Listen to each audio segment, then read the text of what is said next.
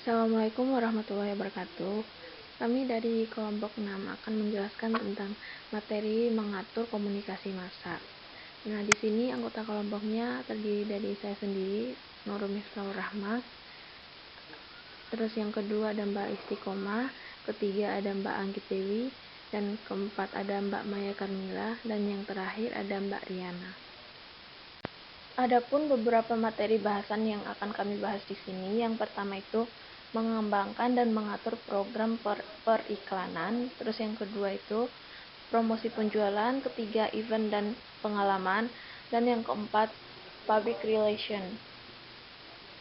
Oke, sebelum masuk ke materi bahasan, kita harus mengetahui dulu apa sih komunikasi pemasaran atau marketing communication.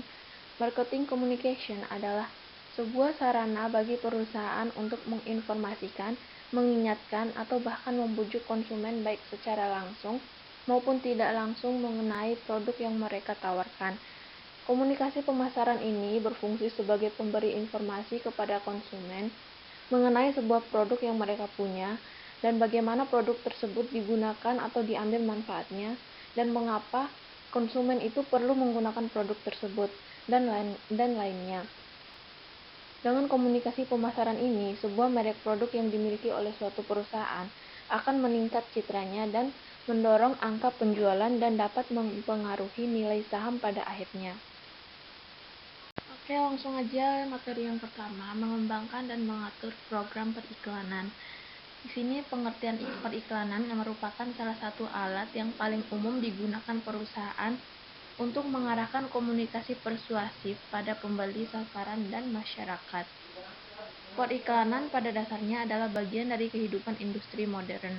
Kehidupan dunia modern saat ini sangat tergantung pada iklan. Tanpa iklan, para produsen dan distributor tidak akan dapat menjual produknya. Sedangkan di sisi lain, para pembeli tidak akan memiliki informasi yang memadai mengenai produk, barang, dan jasa yang tersedia di pasar. Apabila hal itu terjadi, maka industri dan perekonomian modern pasti akan lumpuh. Apabila sebuah perusahaan ingin mempertahankan tingkat keuntungannya, maka ia harus melangsungkan kegiatan periklanan secara memadai dan terus-menerus. Dalam mengembangkan program iklan, manajer perusahaan harus selalu mulai dengan mengidentifikasi pasar sasaran dan motif pembeli, lalu menggunakan 5 keputusan utama. Yang pertama itu mission atau misi, yang kedua money atau uang, yang ketiga message atau pesan, yang keempat media, yang kelima measurement atau pengukuran.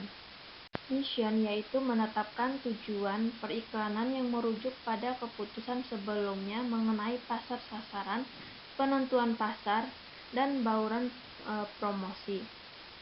Strategi penentuan posisi pemasaran dan strategi bauran pemasaran mengidentifikasikan tugas yang harus dilaksanakan periklanan dalam pelaksanaan program pemasaran keseluruhan. Tujuan iklan dapat digolongkan menurut apakah sasarannya itu menginformasikan, membujuk, mengingatkan, ataupun menguatkan. Tujuan-tujuan tersebut adalah sebagai berikut. Yang pertama itu iklan informatif. Yang dimaksud adalah untuk menciptakan kesadaran dan pengetahuan tentang produk baru ataupun ciri baru dari produk yang sudah ada. Selanjutnya iklan persuasif. Yang dimaksud dengan iklan persuasif ini untuk menciptakan kesukaan, preferensi, keyakinan dari pembelian suatu produk ataupun jasa. Sebagian iklan persuasif menggunakan iklan perbandingan, artinya melakukan perbandingan antara ciri-ciri dari dua merek yang berbeda ataupun lebih. Selanjutnya iklan pengingat. Yang dimaksud adalah untuk merangsang pembeli agar membeli kembali produk dan jasa yang mereka tawarkan. Terus yang terakhir adalah iklan penguatan.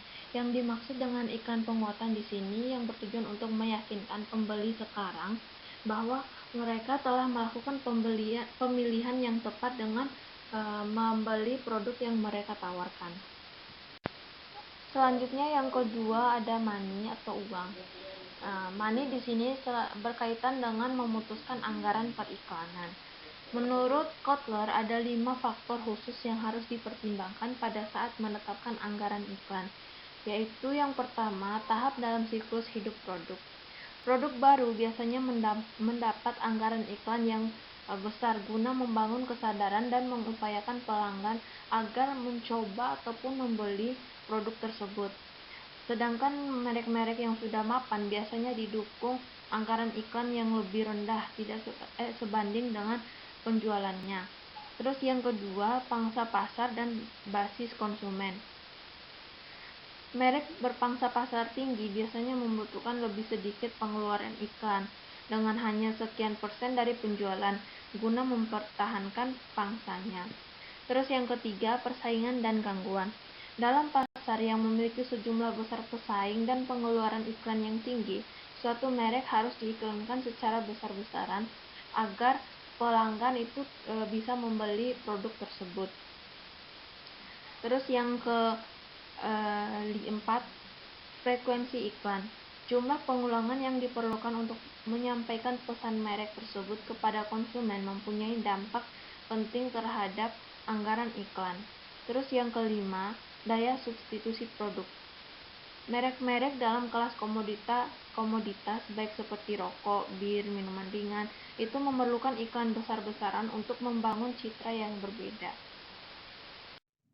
Selanjutnya kita akan masuk pada bagian yang ketiga, yaitu masih lanjutan tentang mengembangkan dan mengatur program periklanan.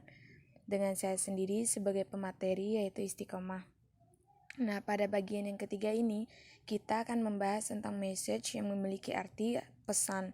Nah, dalam hal ini, message berhubungan dengan memutuskan mengenai pesan iklan. Idealnya, suatu pesan tersebut harus mampu mendapatkan perhatian dari kalangan konsumen.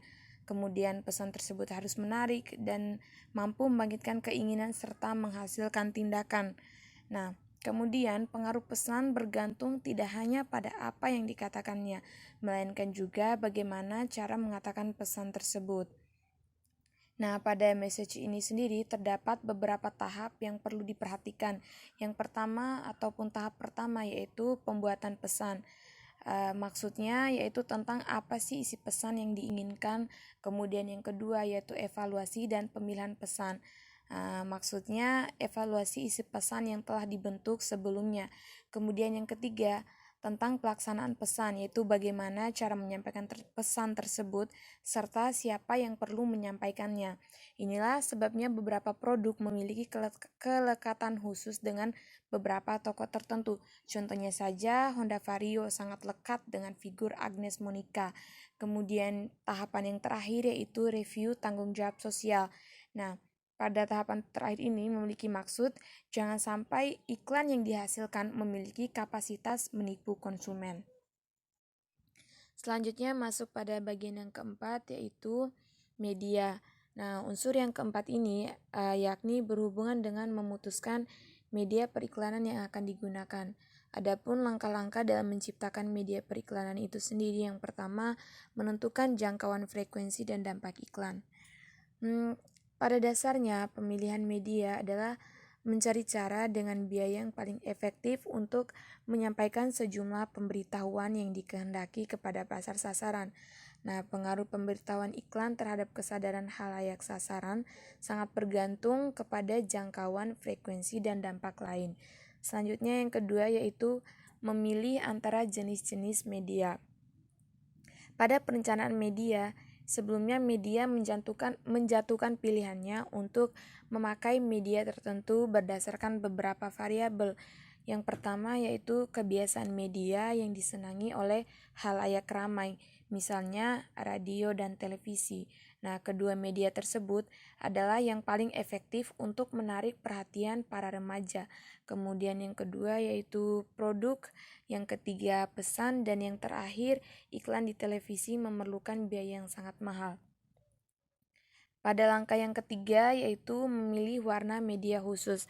Nah, pada memilih media khusus yang memakai biaya paling efektif, adapun kriteria untuk memilihnya yang pertama harus sesuai dengan kualitas khalayak. Yang kedua, nilai pemberitahuan harus disesuaikan dengan probabilitas perhatian khalayak. Kemudian yang ketiga yaitu pemberitahuan harus disesuaikan dengan kualitas editorial. Selanjutnya, riset efek penjualan. Efek penjualan iklan umumnya lebih sulit diukur daripada efek komunikasinya. Penjualan dipengaruhi banyak faktor seperti fitur produk, harga, dan ketersediaan dan juga tindakan pesaing. Makin sedikit atau makin terkendali faktor-faktor lain, makin mudah mengukur efek iklan terhadap penjualan. Dampak penjualan paling mudah diukur dalam situasi pemasaran langsung dan paling sulit diukur untuk iklan pembentukan citra merek ataupun perusahaan. Terakhir adalah measurement atau pengukuran. Pengukuran di sini berkaitan dengan kegiatan mengevaluasi keefektifan periklanan.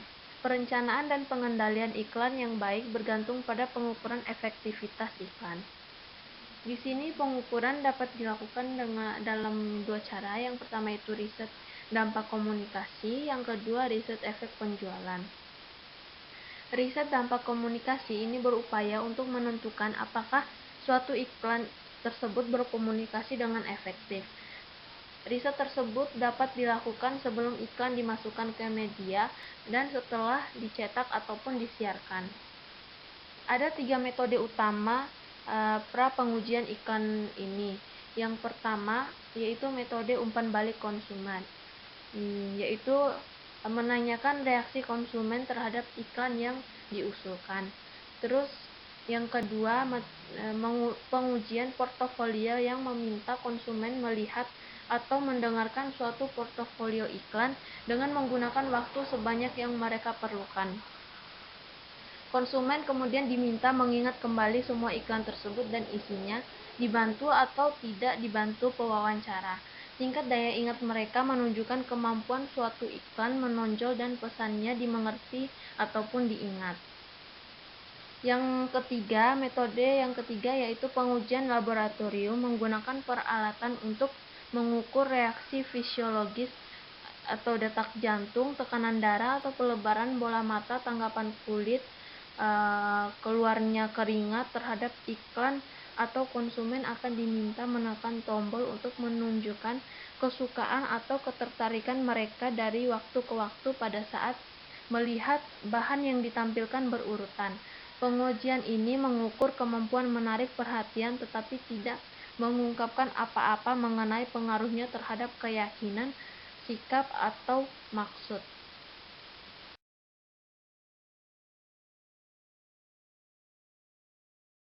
Baiklah teman-teman, sekarang kita akan masuk ke materi selanjutnya yaitu tentang promosi penjualan.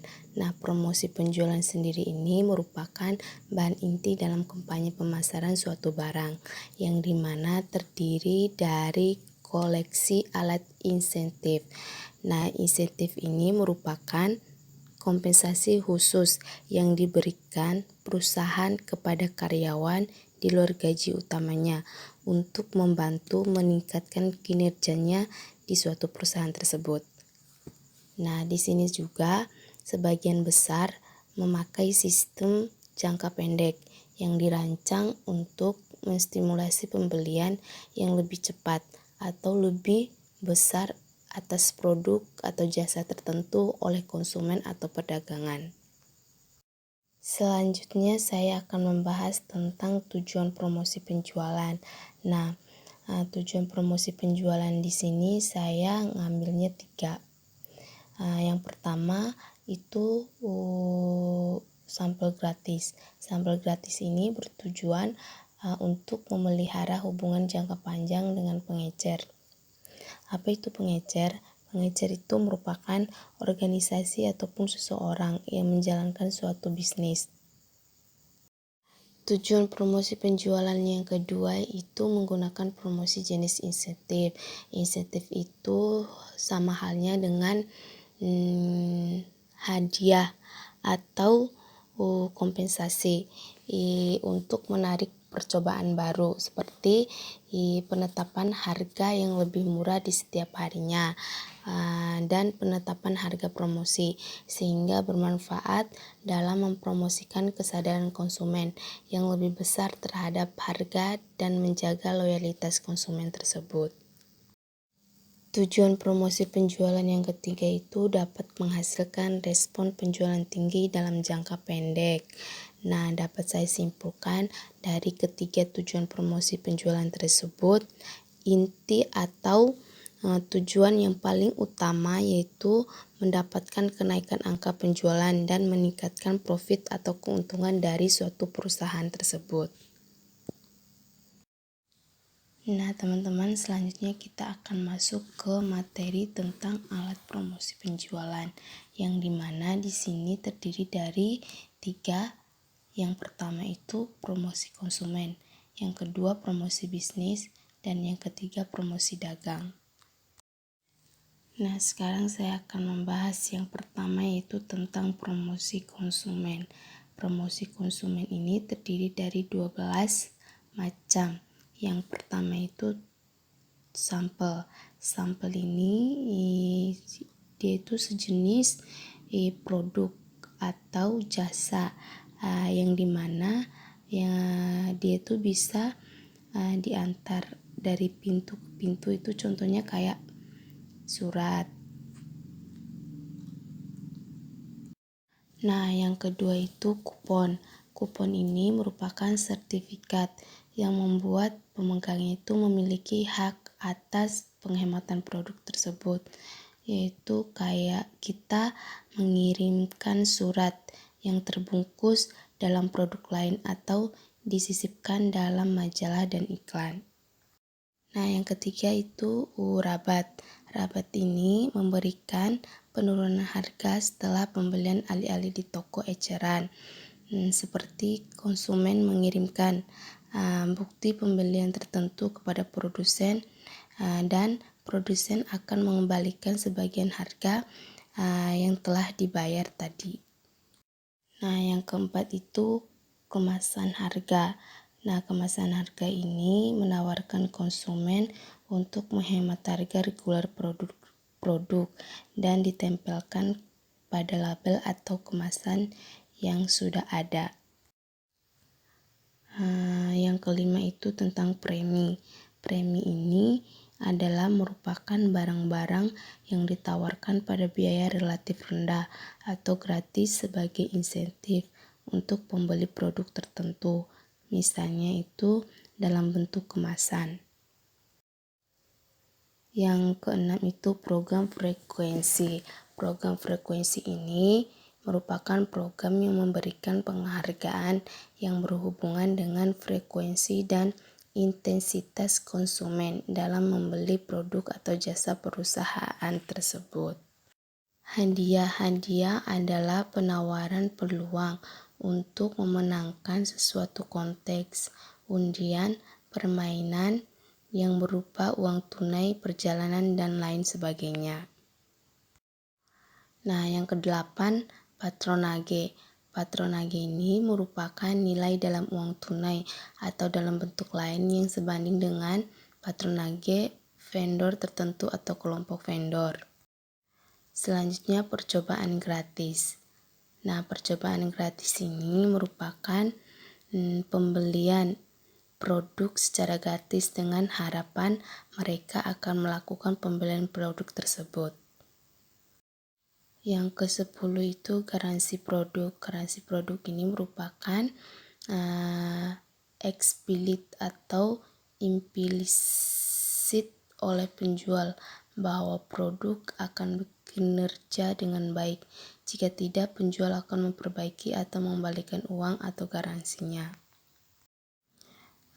Selanjutnya yang ke-11 itu promosi terikat. Promosi terikat ini merupakan 2 atau lebih merek atau perusahaan bermitra mengeluarkan kupon, pengembalian dana, dan mengadakan kontes untuk meningkatkan daya tarik dalam suatu produk tersebut.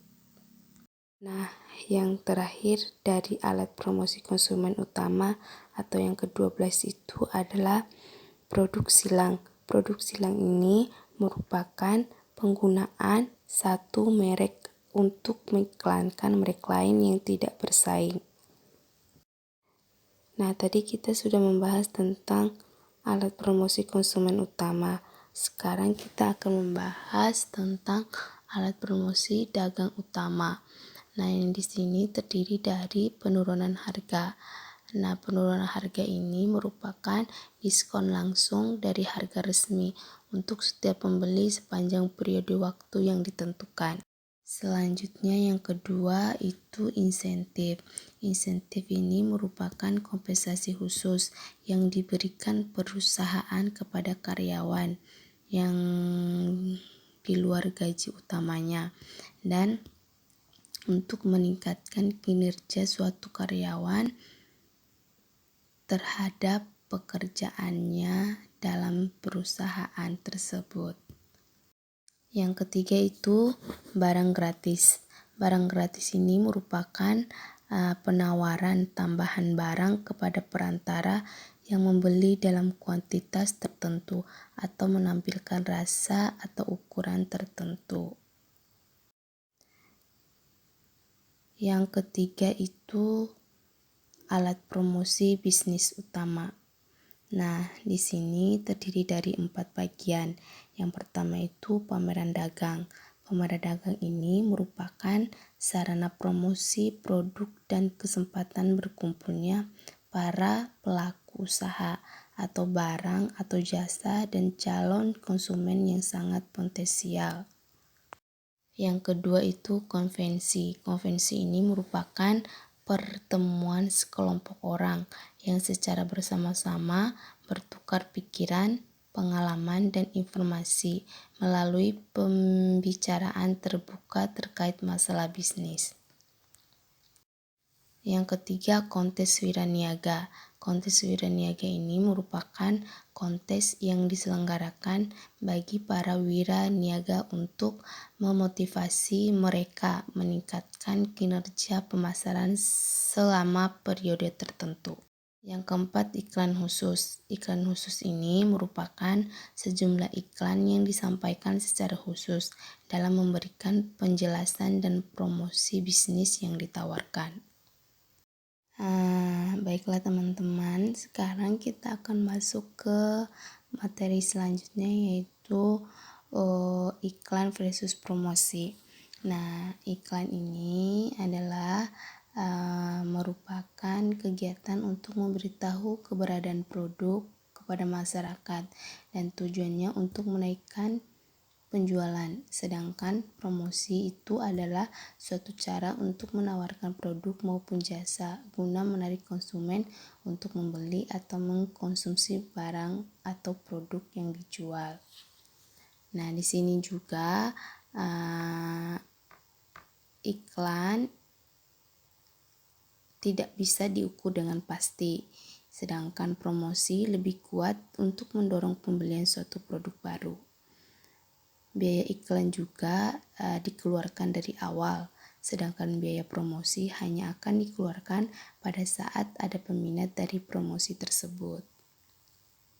Nah, sekarang kita akan masuk ke materi terakhir, yaitu materi saya sendiri, yaitu tentang keputusan dalam promosi penjualan. Di sini terdiri dari 6 bagian, itu yang pertama menentukan tujuan. Menentukan tujuan ini maksudnya itu dalam promosi penjualan kita harus menentukan tujuan apa yang kita lakukan nanti pas mempromosikan suatu barang yang akan kita jual. Nah, nomor 2 itu memilih alat promosi konsumen. Nah, di sini perencanaan promosi harus memperhitungkan jenis pasar, tujuan promosi penjualan, kondisi persaingan, dan efektivitas dari tiap alat promosi penjualan yang akan digunakan. Yang keempat, memilih alat promosi bisnis dan tenaga penjual.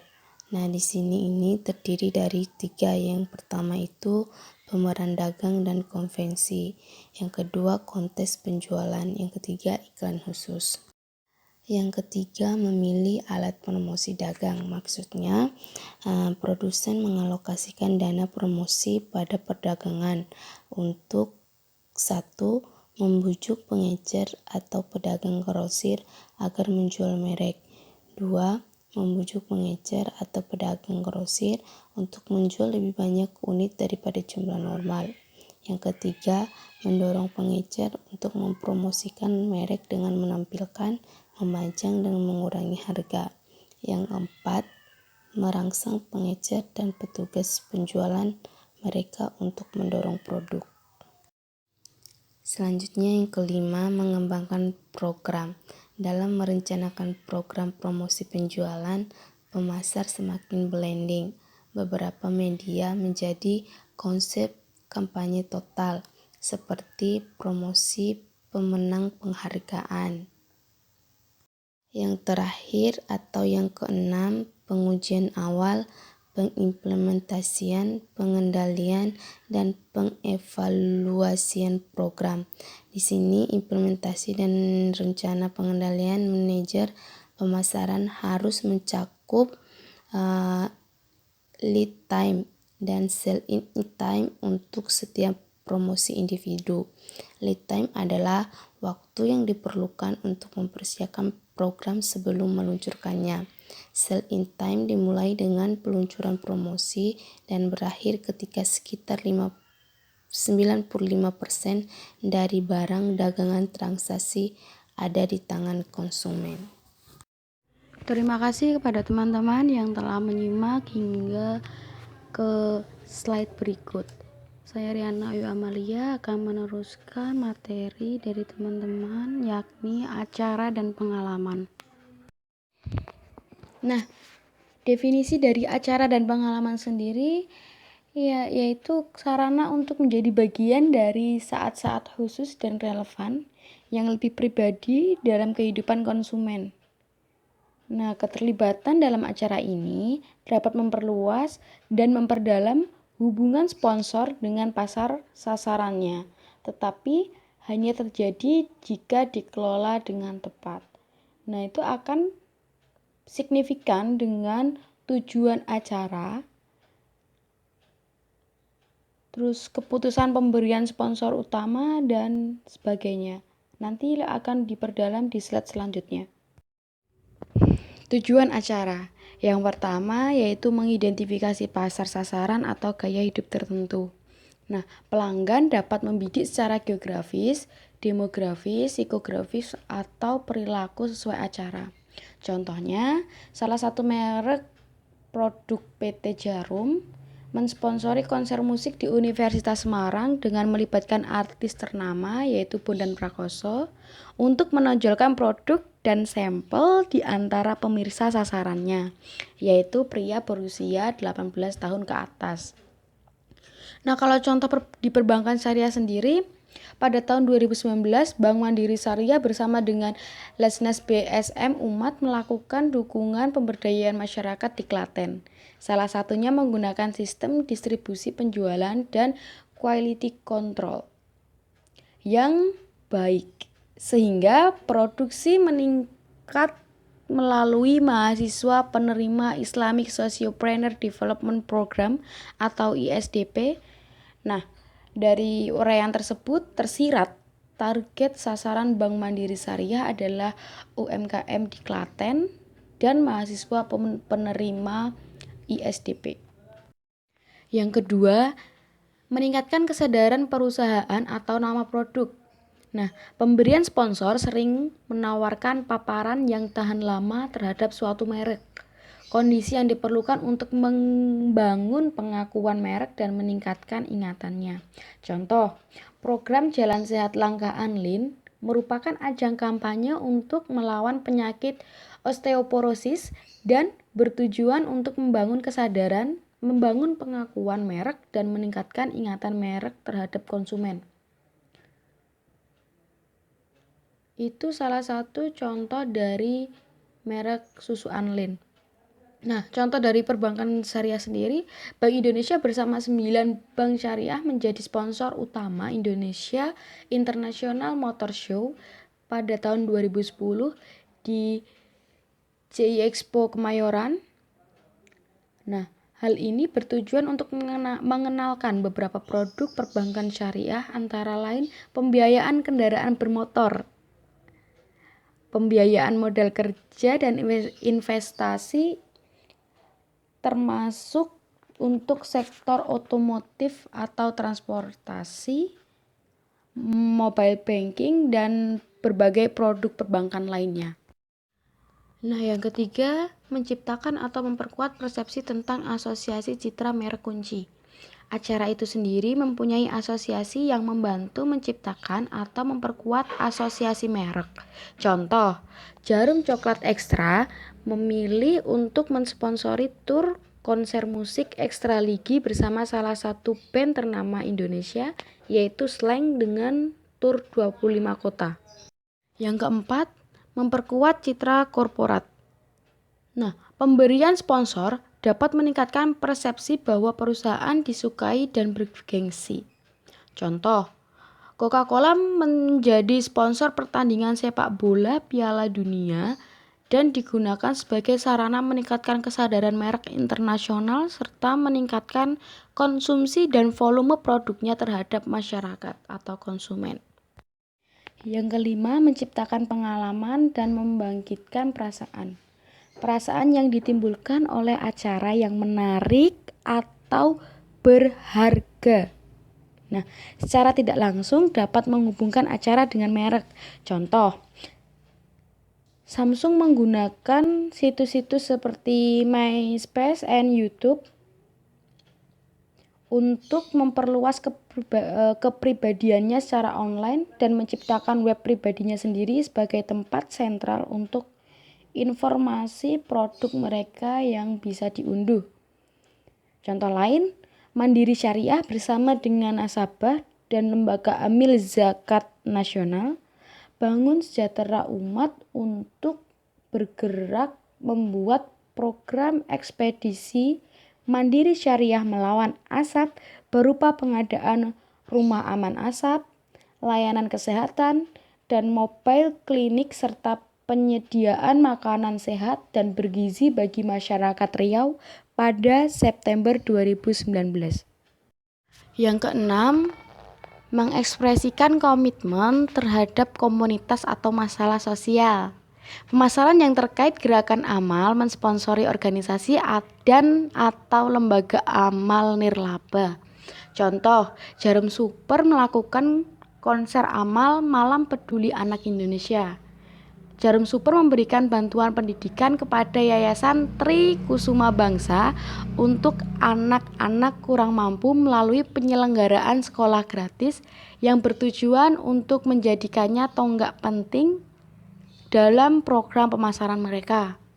Contoh lain, Mandiri Syariah beberapa kali mengadakan acara yang mendukung masalah sosial seperti menggelar gerakan donasi 20.000 Al-Quran pada tahun 2019, lalu menyalurkan bantuan perbaikan sekolah di Sigi, Sulawesi Tengah pada Oktober 2019, memfasilitasi mudik bareng disabilitas pada Juni 2019, dan masih banyak lagi. Yang ketujuh, menghibur klien kunci atau memberi penghargaan pada karyawan kunci. Banyak acara menyediakan tanda keramah-tamahan mewah serta layanan atau kegiatan khusus lainnya hanya bagi sponsor dan tamu mereka. Contoh, Adira Finance adalah pemain jasa perkreditan barang mewah seperti mobil, motor, perabot rumah tangga, dan lain sebagainya. Dengan menggunakan pemberian sponsor catering makan bersama serta wisata kepada pelanggan bisnis, bertujuan untuk menghibur dan menimbulkan kegairahan di antara karyawan, serta membangun kontak bisnis yang berharga. Ini juga berlaku pada korporat lainnya, termasuk di perbankan syariah maupun perbankan konvensional. Yang kedelapan yaitu menciptakan penjualan barang dagangan atau penjualan promosi. Banyak pemasar mengaitkan kontes atau undian, terus barang dalam toko, respon langsung atau kegiatan pemasar lainnya dengan sebuah acara. Contoh, Suzuki melakukan peluang promosi untuk produknya dengan menggunakan pemberian sponsor mereka di acara TV terkenal yang banyak masyarakat mengenalnya, yaitu di dalam acara Indonesia Mencari Bakat. Kalau nggak salah di stasiun TV Trans TV apa ya? Nah, untuk contoh-contoh lainnya teman-teman dapat mencarinya di web perusahaan masing-masing atau dapat juga mencari di salah satunya di www.mandirisyariah.co.id/CSR. Di situ teman-teman akan banyak menemukan contoh-contoh dari kegiatan atau acara yang telah diselenggarakan. Nanti teman-teman tinggal mengklasifikasikan sendiri ini masuk ke bagian mana. Materi selanjutnya yaitu keputusan pemberian sponsor utama. Yang pertama, memilih acara. Acara harus mempunyai cukup kesadaran, memiliki citra dan pengaruh yang diinginkan. Konsumen harus membuat atribusi yang menguntungkan bagi keterlibatan sponsor. Acara yang ideal adalah acara yang unik, tetapi tidak tenggelam dengan banyaknya sponsor. Mengarahkan acara tersebut kegiatan pemasaran tambahan dan mencerminkan atau memperkuat merek sponsor atau citra korporat. Contohnya sudah banyak sekali tadi saya sebutkan di materi sebelumnya. Misal Suzuki tadi menjadi sponsor di dalam acara Indonesia Mencari Bakat. Langsung itu bisa menjadi salah satu contohnya, dan masih banyak lagi contoh yang lain-lainnya. Yang kedua yaitu merancang program pemberian sponsor. Banyak pemasar yang meyakini bahwa program pemasaran yang menyertai pemberian sponsor acaralah yang pada akhirnya menentukan keberhasilannya. Setidaknya 2-3 kali jumlah pengeluaran pemberian sponsor harus dihabiskan untuk kegiatan yang berhubungan dengan pemasaran. Yang ketiga yaitu mengukur kegiatan pemberian sponsor. Nah, metode pengukuran sisi penawaran memfokuskan diri pada paparan potensial terhadap merek dengan menilai luas liputan yang memperkirakan jumlah waktu dan ruang yang disediakan untuk liputan media sebuah acara. Metode sisi permintaan memfokuskan diri pada paparan yang dilaporkan dari konsumen dan mengidentifikasi pengaruh pemberian sponsor pada pengetahuan merek konsumen. Yang keempat yaitu menciptakan pengalaman. Pemasar pengalaman yang tidak hanya mengkomunikasikan fitur dan manfaat, tetapi juga menghubungkan produk atau jasa dengan pengalaman unik dan menarik. Idenya bukanlah menjual sesuatu, namun menunjukkan bagaimana sebuah merek dapat memperkaya kehidupan pelanggan. Kita ambil contoh lagi yang telah saya berikan contoh di slide sebelumnya, yaitu yang program ekspedisi mandiri syariah melawan asap berupa pengadaan rumah dan sebagainya. Itu juga menjadi salah satu contoh pemberian pengalaman, karena subjek atau pelaku di program tersebut adalah Bank Mandiri Syariahnya dan para nasabahnya, seperti itu. Materi selanjutnya yaitu pemasaran pengalaman. Seperti yang telah saya singgung di slide sebelumnya, yaitu memiliki fungsi mengkomunikasikan fitur dan manfaat serta menghubungkan produk atau jasa dengan pengalaman unik dan menarik. Nah, elemen-elemen dari pemasaran pengalaman sendiri itu ada 5, yaitu sense, feel, think, act, and relate, yang akan saya bahas satu persatu. Yang pertama adalah sense. Sense marketing muncul untuk merasakan dengan tujuan menciptakan pengalaman sensorik melalui penglihatan, suara, sentuhan, rasa, dan bau. Sense marketing dapat digunakan untuk membedakan perusahaan dan produk, untuk memotivasi pelanggan, dan untuk menambah nilai produk. Sense marketing memerlukan pemahaman mengenai bagaimana mencapai dampak sensorik.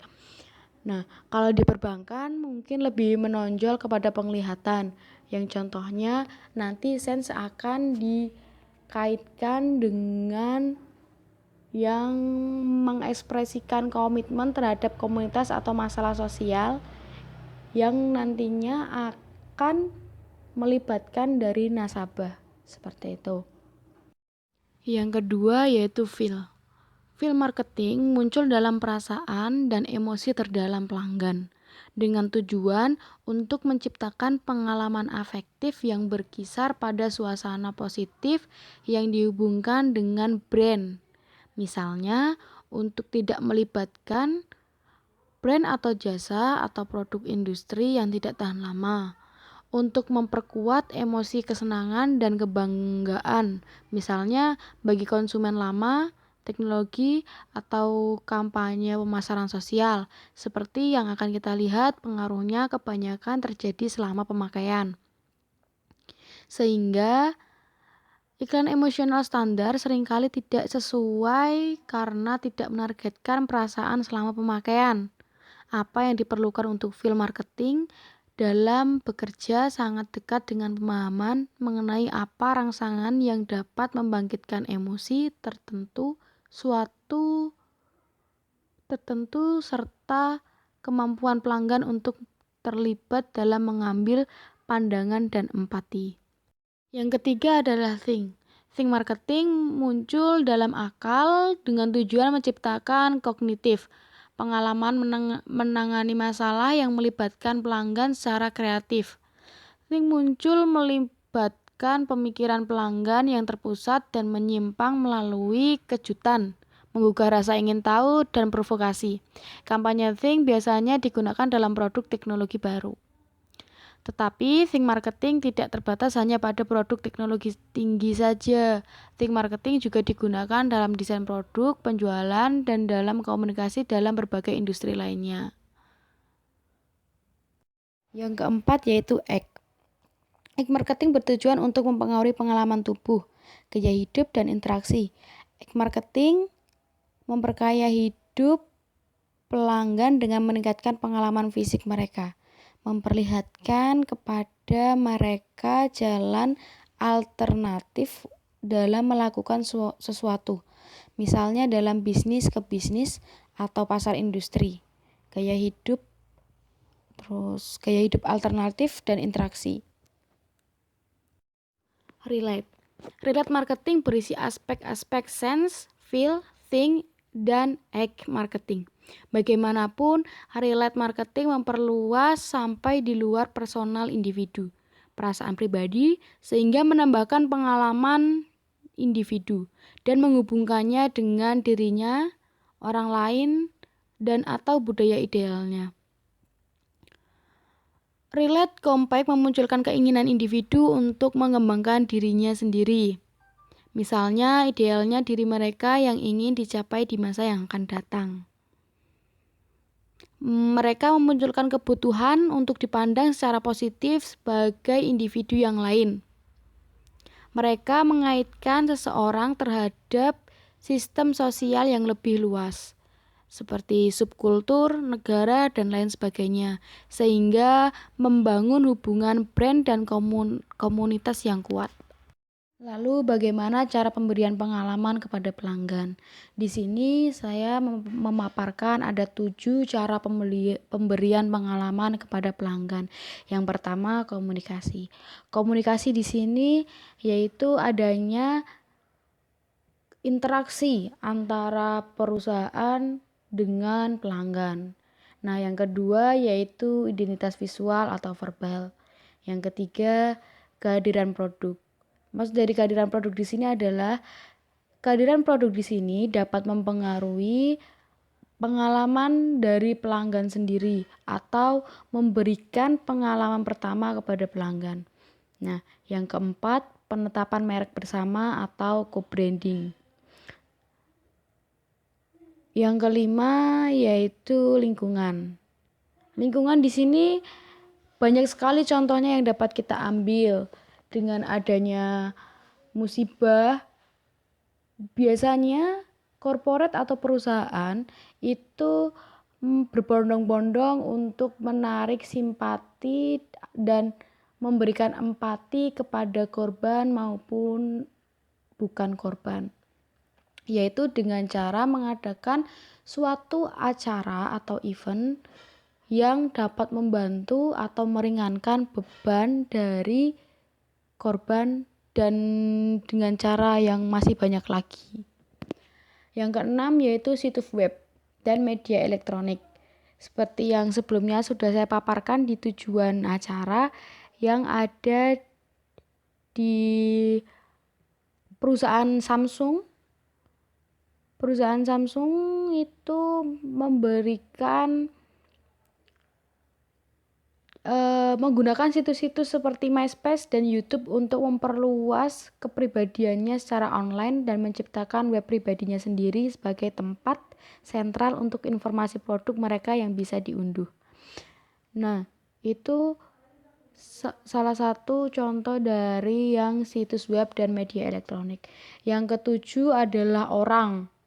Orang di sini adalah dari pengalaman saya, pengalaman kami atau pengalaman dari seseorang bisa memberikan gambaran pengalaman atau memberikan pengalaman baru kepada orang lain, seperti itu.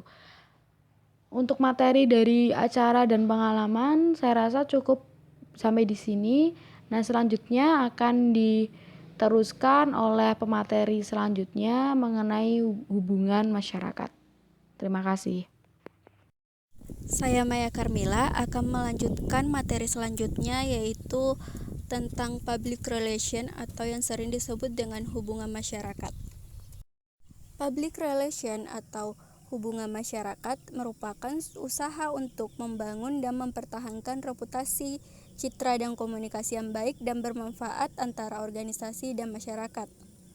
Nah, di dalam perusahaan itu tidak hanya harus berhubungan secara konstruktif dengan para pelanggan, pemasok, maupun penyalur, melainkan juga harus berhubungan dengan sejumlah besar masyarakat atau publik yang memiliki kepentingan aktual atau potensial atau berdampak pada kemampuan perusahaan untuk mencapai tujuannya.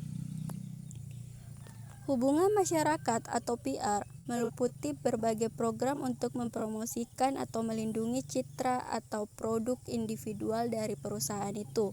Sebagian perusahaan mempunyai departemen humas yang akan mengamati sikap masyarakat dalam organisasi serta mendistribusikan informasi dan komunikasi untuk membangun itikat yang baik.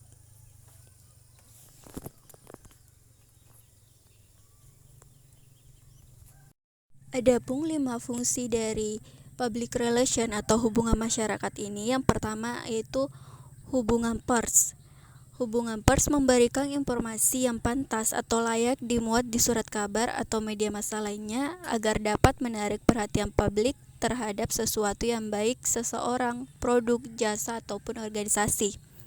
Yang kedua yaitu ada publisitas produk. Aktivitas ini meliputi berbagai upaya untuk mempublikasikan produk-produk tertentu. Yang ketiga yaitu ada komunikasi korporat. Kegiatan ini mencangkup komunikasi internal dan eksternal serta mempromosikan pemahaman tentang organisasi. Yang keempat itu ada melobi. Melobi merupakan usaha untuk bekerja sama dengan pembuat undang-undang dan pejabat pemerintah, sehingga perusahaan mendapatkan informasi-informasi penting yang berharga, bahkan kadangkala juga dimaksudkan untuk mempengaruhi keputusan yang akan diambil. Yang terakhir itu ada konseling. Aktivitas ini dilakukan dengan jalan memberi saran dan pendapat kepada manajemen mengenai masalah-masalah yang berkaitan dengan publik serta mengenai posisi dan citra perusahaan. Selanjutnya yaitu memasarkan hubungan masyarakat atau marketing public relation yang disebut juga dengan publisitas, di mana marketing public relation ini mempunyai manfaat untuk mendukung promosi dan pembentukan citra produk atau korporat. Selain itu, marketing public relation juga berfungsi untuk mengamankan ruang editorial di media cetak atau siaran untuk mempromosikan atau memuji produk, jasa, ide, tempat, orang, atau organisasi. Sementara itu, untuk langsung mendukung promosi dan pembentukan citra perusahaan atau produk, MPR ini memegang peranan penting dalam tugas-tugas berikut. Yang pertama, membantu peluncuran produk-produk baru. Yang kedua, membantu memposisikan kembali produk yang sudah matang. Yang ketiga, membangun minat terhadap kategori produk. Yang keempat, mempengaruhi kelompok sasaran tertentu. Yang kelima, membela produk yang telah menghadapi masalah di publik. Dan yang terakhir itu membangun citra korporat yang tercermin dengan baik dalam produk-produknya. Adapun alat-alat utama marketing public relation itu antara lain, yang pertama, publikasi atau terbitan. Perusahaan-perusahaan sangat mengandalkan bahan-bahan yang diterbitkan untuk menjangkau dan mempengaruhi pasar sasarannya. Bahan-bahan ini mencangkup brosur, artikel, berita berkala dan majalah perusahaan, laporan tahunan, dan bahan-bahan audiovisual. Yang kedua itu ada acara-acara. Perusahaan-perusahaan dapat menarik perhatian pada produk-produk baru atau kegiatan-kegiatan perusahaan lainnya dengan menyelenggarakan acara-acara khusus, seperti konferensi berita, seminar, tamasya, pameran dagang, pemajangan produk, kontes, dan kompetisi. Selanjutnya yang ketiga itu pemberian dana sponsor. Perusahaan-perusahaan dapat mempromosikan produk mereka dan nama perusahaannya dengan mensponsori pertandingan olahraga dan acara budaya dan tujuan-tujuan yang sangat dihargai. Yang keempat yaitu berita. Salah satu tugas utama profesional humas adalah menemukan atau menciptakan berita yang menguntungkan tentang perusahaan tersebut, produknya, orang-orangnya, dan mengupayakan agar media menerima siaran pers dan menghadiri konferensi pers. Kemudian yang kelima itu ada ceramah atau pidato. Makin banyak eksekutif perusahaan harus menjawab dan tangkas pertanyaan-pertanyaan dari media atau berceramah dalam perhimpunan-perhimpunan dagang atau rapat-rapat penjualan, dan penampilan ini dapat membangun citra perusahaan tersebut. Yang keenam itu ada kegiatan layanan masyarakat. Perusahaan-perusahaan dapat membangun kehendak baik dengan menyumbangkan uang dan waktu untuk tujuan-tujuan yang baik pula. Dan yang terakhir itu ada media identitas. Perusahaan-perusahaan membutuhkan identitas visual yang langsung dikenal masyarakat. Identitas visual tersebut terdapat dalam logo perusahaan, alat tulis, brosur, tanda, formulir bisnis, kartu nama, bangunan, seragam, dan aturan berpakaian. Keputusan utama pemasaran humas atau marketing public relation. Yang pertama itu menentukan tujuan MPR, yang kedua memilih pesan dan sarana, dan yang ketiga mengimplementasikan rencana dan mengevaluasi hasil. Adapun yang pertama dalam menentukan tujuan MPR. MPR itu mempunyai beberapa tujuan, yaitu membangun kesadaran dan menempatkan cerita di media dan kredibilitas melalui pesan dalam konteks editorial. Selain itu, MPR juga membantu mendorong antusiasme wiraniaga dan penyalur dan menurunkan biaya promosi. Yang kedua, memilih pesan dan sarana. Misalkan, di sebuah PT yang relatif tidak terkenal menginginkan lebih banyak visibilitas, maka ide humas meliputi pelaksanaan konvensi akademis utama, mengundang pembicara ahli, dan mengembangkan konferensi beritanya, karena di setiap acara merupakan peluang untuk langkah pengembangan.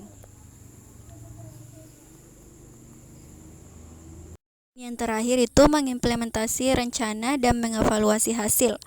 Ukuran termudah efektivitas MPR adalah jumlah paparan yang dibawa oleh media.